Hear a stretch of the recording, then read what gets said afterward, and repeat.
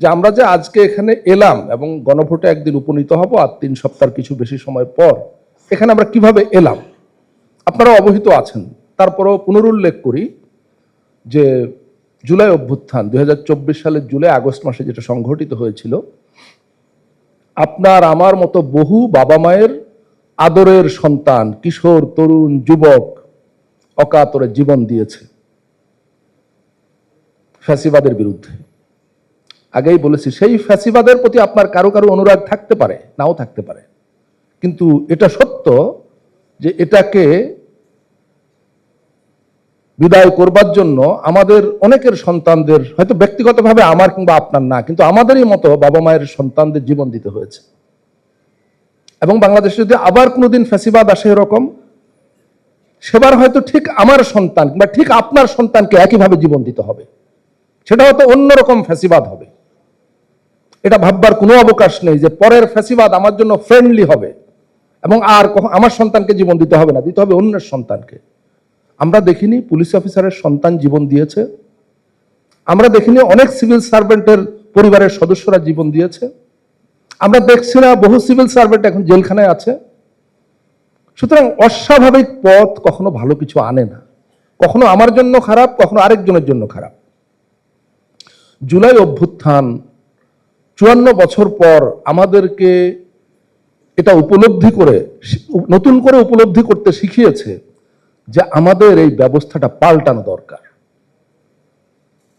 আমাদের ৫৪ বছর ধরে যে ব্যবস্থাটা আমরা প্র্যাকটিস করেছি সবাই মিলে, এখান থেকে আমাদেরকে বের হতে হবে। বের হয়ে আমরা কোথায় যাব, লক্ষ্যটা কি?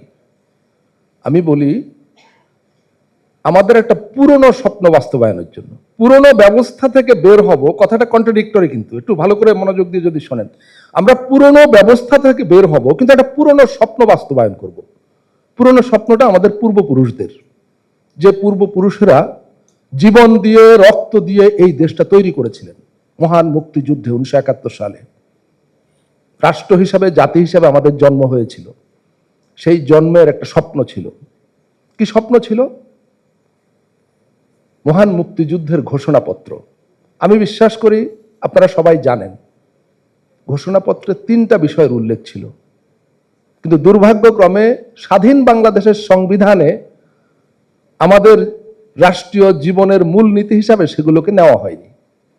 নেওয়া হয়েছিল এমন অনেকগুলো বিষয় যেগুলো মুক্তিযুদ্ধের আগে আলোচনায় ছিল না। ওই যে রং ট্র্যাকে ট্রেন চলে যাওয়া, সেখান থেকেই শুরু। তা আমরা ট্রেনটাকে আমাদের সেই ঘোষণা, পূর্বপুরুষদের যে ঘোষণা, অঙ্গীকার, সেখানে ফিরিয়ে আনতে চাই। ঘোষণাটা কি? সংবিধানে সংযোজিত আছে কিন্তু মূলনীতি হিসাবে নাই।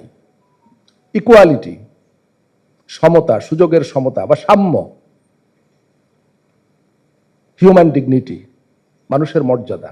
একটু আগে বললাম যে যে কাজই করেন না কেন, যার অবস্থা যাই হোক, সমাজের যে স্তরেই হোক, সবারই একটা মর্যাদা থাকবে, মানুষ হিসেবে তার মর্যাদা থাকবে।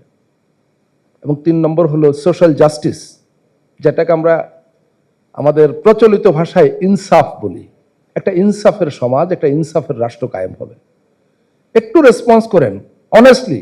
যারা বিশ্বাস করেন না তারা করেন না, কিন্তু যারা বিশ্বাস করেন একটু বলেন তো, গত ৫৪ বছরে বাংলাদেশে এই ৩টি জিনিস হয়েছে? আমরা পেয়েছি? ম্যাক্সিমাম পেয়েছে, আমরা কয়েকজন পাইনি মাত্র, তাই তো? আচ্ছা, এটা হলো আমাদের পুরনো স্বপ্ন, যেটা আমাদের পূর্বপুরুষেরা রেখে গিয়েছিলেন কিন্তু আমরা ৫৪ বছরে পাইনি।